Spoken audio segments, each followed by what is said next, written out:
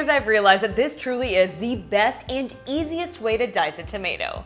With just a few simple slices, you'll be able to remove the core and the seeds all in one piece. Yeah, that means you won't end up squishing it and making a big ol' mess on your cutting board. You'll first want to rinse and scrub the tomato to remove any visible dirt or debris, and then dry it thoroughly with a dish towel. Place the tomato on a cutting board, stem side up, and then position a well-sharpened chef's knife about 1/4 to 1/2 inch to the right of the stem, or to the left for those lefties out there. Make a slice all of the way down to the base of the tomato, following the natural curvature of the fruit. Rotate the tomato 90 degrees with the stem side still facing up, and cut off this next side of the tomato.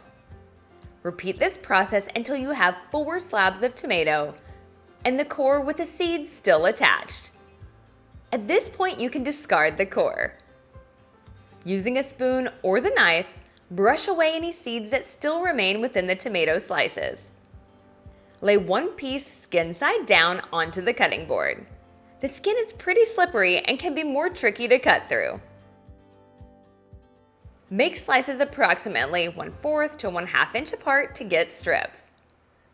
Turn the strips and make additional cuts perpendicular to those that are roughly the same width apart. Repeat this process until all pieces of the tomato have been diced.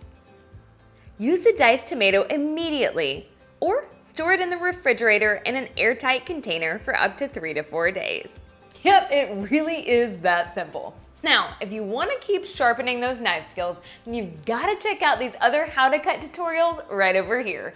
Thanks so much for hanging out. I will see you in the next one.